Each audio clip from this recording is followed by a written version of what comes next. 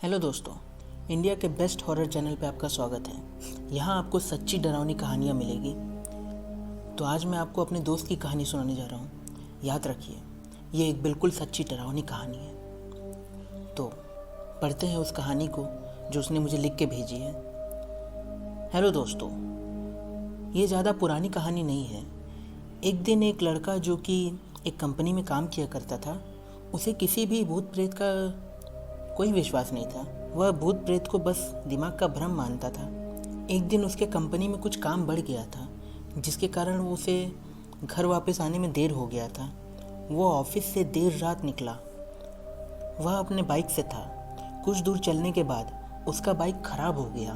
अब वो अपनी बाइक को पैदल ही लेकर चल दिया। कुछ दूर के बाद उसे एक बस स्टॉप दिखाई दिया। वह कुछ देर वहाँ रुक गया। उसके पास एक साधु आकर बैठ गया। साधु अपने पास एक बीड़ी रखा हुआ था। वो अजीब तरीके से पी रहा था। उस लड़के की एक आदत थी कि वो किसी से भी बात करना शुरू कर देता था। वो उस साधु से बात करने लग गया।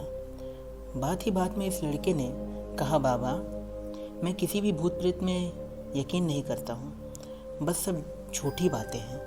साधु ने कहा, तुम भले ही भूत प्रेत पर मानो या ना मानो, फिर भी तुम ये ना कहो कि भूत प्रेत नहीं होते। ये सब कुछ होता है। इस पर उस लड़के को थोड़ी हंसी आ गई। उसने कहा, भूत प्रेत होते हैं तो हमें क्यों नहीं दिखाई देते?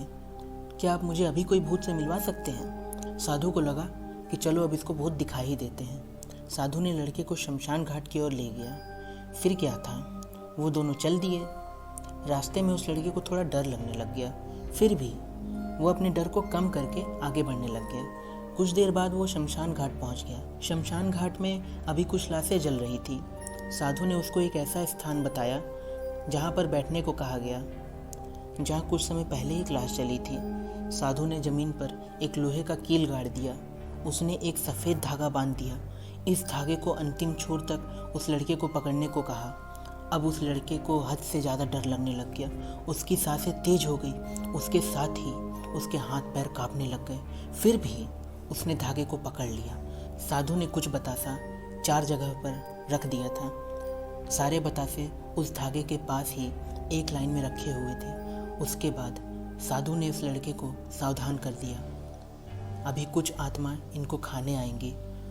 जब तक वो इसको खाकर चली ना जाए, तब तक तुम अपने हाथ से ये धागा मत छोड़ना।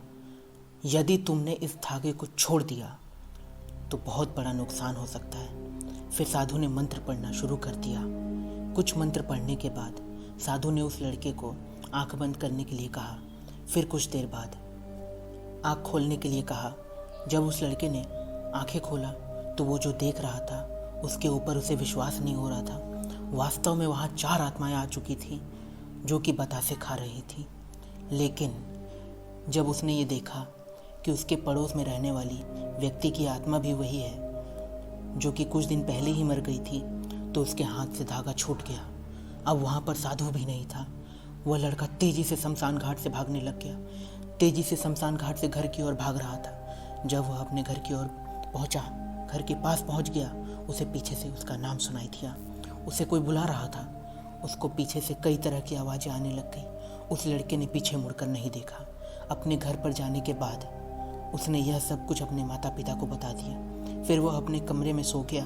अगले दिन उसकी आंखें शमशान घाट में खुली और उसी स्थान पर जहाँ पर उसने आत्मा को देखा हुआ था। इसके बाद वो दिमागी तौर पर बीमार हो गया। उम्मीद करता हूँ कि आपको कहानी पसंद आई होगी। अगर कहानी पसंद आई होगी तो चैनल को यार ज़रूर सब्सक्राइब करना। ये मेरा नया चैनल है। पुराना चैनल कॉपीराइट की वजह से डिलीट हो चुका है, तो इस चैनल को ज़रूर सब्सक्राइब करना यार। इस चैनल को भी आगे बढ़ा देना। तो बस चलते हैं।